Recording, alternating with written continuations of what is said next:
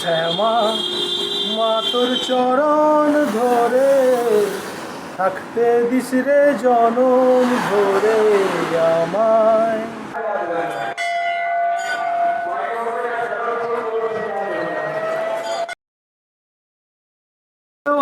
শুনতে পার তোমরা যে শুনতে মোটর বলছে।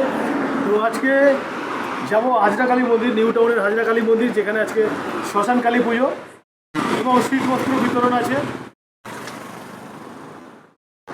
আমি হেঁটেই যাচ্ছি, মায়ের কাছে পৌঁছাতে গেলে একটু কষ্ট করে যেতে হয়। এর আগে তোমরা দেখেছো তারাপীঠের যে ভিডিওটা, আমার বন্ধুরা 1 মাস আগে থেকে, কৌশিকী অমাবস্যায় 1 মাস আগে থেকে টিকিট কেটে রেখেছিলো, হোটেল বুক করে রেখেছিলো। বাট আমি দিনের দিন টিকিট কেটে খুব অল্প সময়ের মধ্যে পৌঁছে গেছিলাম। মায়ের প্রতি টান থাকলে মা যদি সন্তানকে ডাকে কেন যাবে না। তো আজকেও যাচ্ছি মায়ের কাছে, শ্মশানকালী পুজো আজকে। চলো সেখানে আজকে শীতবস্ত্র বিতরণও হবে দুস্থ মানুষদের। সেখানে আমার বাবা গেস্ট হিসেবে আমন্ত্রিত আছে, কেননা বাবা নিয়মিত প্রায়ই এই মন্দিরে আসে। হাজরা কালী সেবা সমিতির সঙ্গে যোগাযোগ রয়েছে, এখানে মন্দিরে আসে নাকি মন ভালো হয়ে যায়।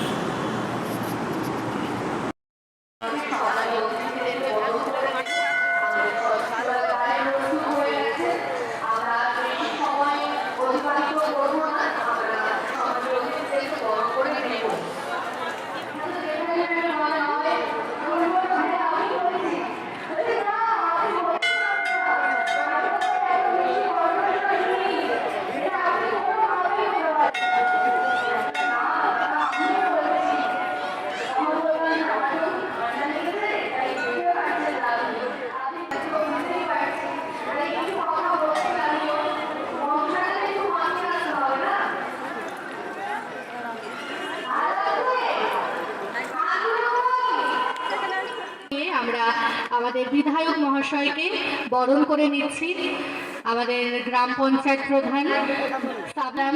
এবং এই শুভেচ্ছা আমি জানি স্যারের ভীষণই ভালো লেগেছে, কেননা ফুল পেলে আমরা কিন্তু ভীষণ খুশি হই। এখানে হাজরা কালী সেবা সমিতির অনুষ্ঠান নয়, দুর্গা পূজা, কালী পূজা, সরস্বতী পূজা, বাসন্তী পূজা থেকে শুরু করে বিভিন্ন ধরনের যে অনুষ্ঠান, পূজা, উৎসব, আমরা যখন সেখানে যাই তখনই আমরা মনে হয় আমরা সেই বাংলার মানুষ যে বাংলায় নেতাজি সুভাষচন্দ্র বসু জন্মগ্রহণ করেছিলেন, যে বাংলায় রাজা রামমোহন রায় জন্মগ্রহণ করেছিলেন, যে বাংলায় কাজী নজরুল ইসলাম জন্মগ্রহণ করেছিলেন। ওখানে দাঁড়ান স্যার, আপনি একটু তুলে দিন। হ্যাঁ,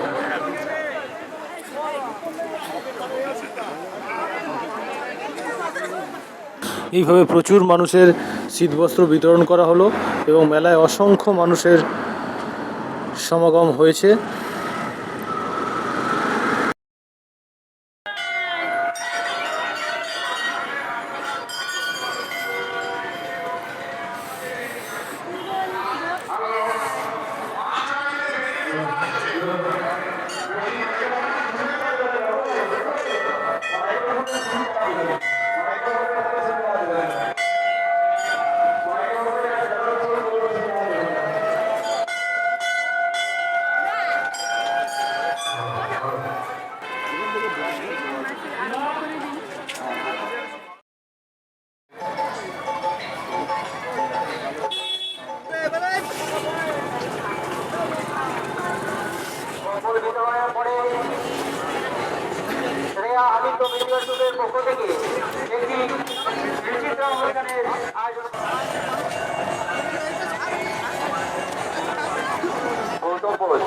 যেখানে থাকবেন আপনি স্টেজে চলে আসবেন।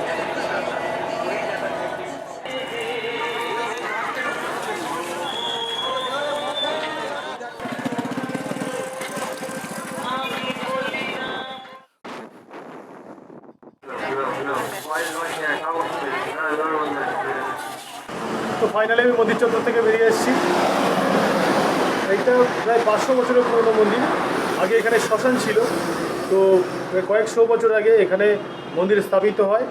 আর মন্দিরটা এতটাই জাগ্রত, এই মন্দিরে যেমন অনুদান পড়ে তেমনি হাজরা কালী সেবা সমিতি অসহায় মানুষের পাশে দাঁড়ান, সেই অনুদান বিফলে যায় না। এবং যুগ যুগ ধরে এইভাবে হাজরা কালী সেবা সমিতি একের পর এক সেবামূলক কাজের সঙ্গে যুক্ত রয়েছেন।